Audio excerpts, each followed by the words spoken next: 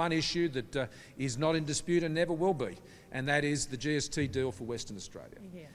This is a deal that as Treasurer I sponsored, as Prime Minister I legislated. And the one person you can trust any more with this deal is the person who actually brought it about, and that's me. And the Premier and I share a passion for this, and we work together to achieve this. I argued it on the West Coast, and more importantly, I argued it on the East Coast. I said the same thing in Sydney as I've said in Perth. I've said the same thing throughout Western Australia as I said in North Queensland and in South Yarra. And that is how you approach this. We did it because it was the right thing to do. It was a wrong that needed to be righted in Western Australia. And we were very pleased as a government to both take that initiative, to argue the case and to get it done. Now, of course, one of the many other areas we'll be discussing this afternoon is the ongoing economic plan, recovery plan for Australia, but particularly for Western Australia. Over the course of this pandemic, the Premier and I have worked very closely together with a series of initiatives. Of course, the Western Australian government has done a great job keeping people safe here in WA, and we support those initiatives. But equally, the federal government has been there every step of the day, every step of the way, I should say.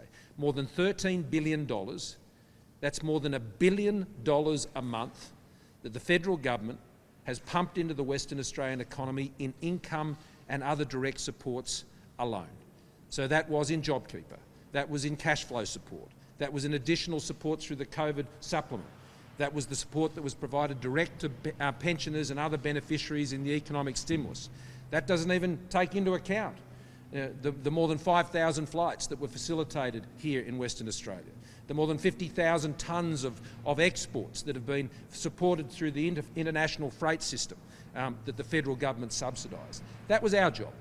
And it is true that, of course, the federal government's fiscal support, financial support, not just to Western Australia, but the entire country has more than doubled the state's combined investment. But that was our job.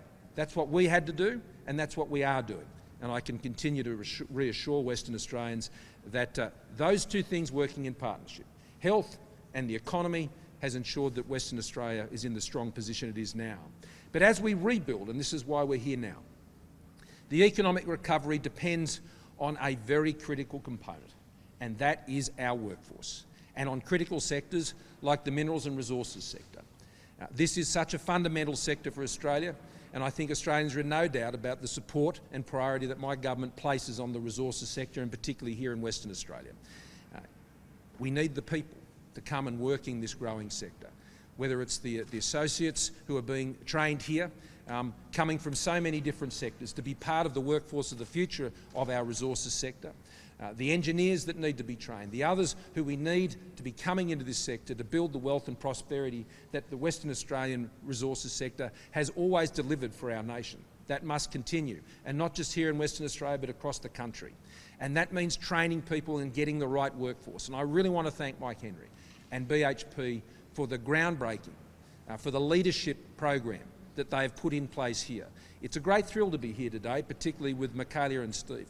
And the ministers who at that time were my skills ministers and have put so much work into building these new job trainer platforms and the apprenticeship programs, which has kept young people in work and is training more people for work. And when Mike and I talked about this quite a while ago, they said, we're going to do this and we're going to set up this place and we're going to train Australians from all different backgrounds to come and work in our sector. And BHP has put their money where their mouth is, and they've put their experience where their mouth is too, and they're raising up a whole nother workforce for the future of the Western Australian resources industry. I want to commend them for that. This is such a big part of our economic recovery plan. The Job Trainer program itself is $1 billion investment in this year alone, some 300,000 training places on top of what we already invest in every year between the federal and state governments to get Australians trained. At the start of the pandemic, one of my greatest concerns and fears for the economy is that apprentices would lose their jobs. This would be heartbreaking, not just at a personal level, but the training and the effort that had been put into training people for a new career. They could have been 2, 3 years into their apprenticeships, making the sacrifices, getting to TAFE, doing the work, and that would all go. And one of the first initiatives I put in place was to support apprentices to stay in their jobs. And as I've moved around the country, and so pleased to be seeing the same thing here in Western Australia, those apprentices kept their jobs. And not only that, our Boosting Apprenticeships program added more apprentices. We tried to get 100,000 new apprentices employed. We thought it'd take us 12 months. We did it in 5.